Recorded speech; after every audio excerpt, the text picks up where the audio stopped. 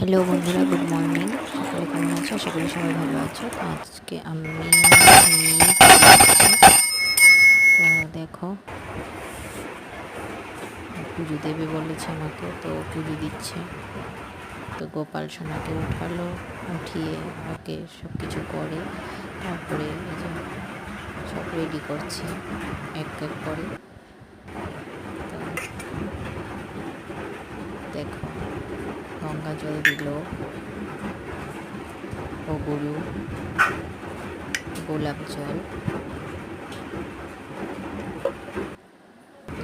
কিছু দিয়ে এবার প্রভুকে স্নান করাবে।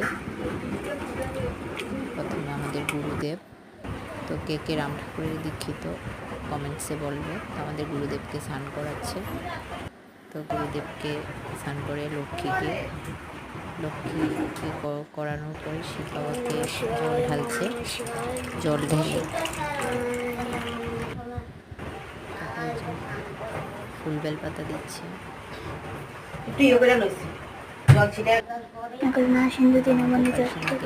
করাচ্ছে রাধান্ত নমস্তে কৃষ্ণ করে না সিন্ধু দিনবন্ধু জগৎপতে গোপীশোক্তান্ত রাধান্ত নমস্তে কৃষ্ণ করে না সিন্ধু দিনবন্ধু জগৎপতে গোপীশোক্তান্ত রাধান্ত নমস্তে।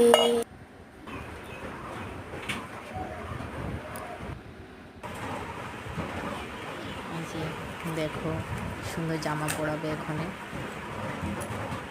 ওই পুরো পূজাটা ওই কমপ্লিট করেছে।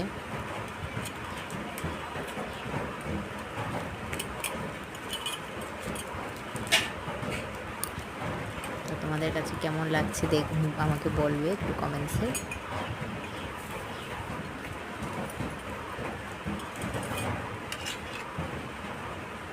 গোপাল সোনাকেও এবার মালা পরালো।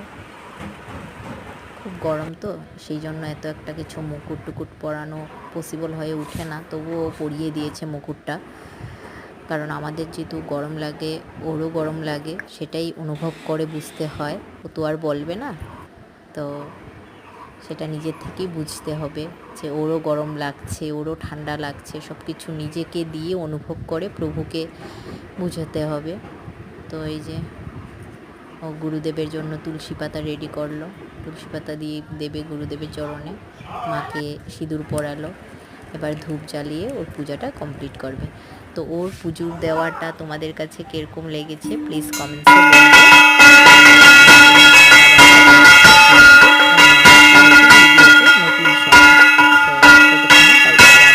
সবাই ভালো থাকো, সুস্থ থেকো। ভালো লাগলে চ্যানেলটা সাবস্ক্রাইব, লাইক প্লিজ।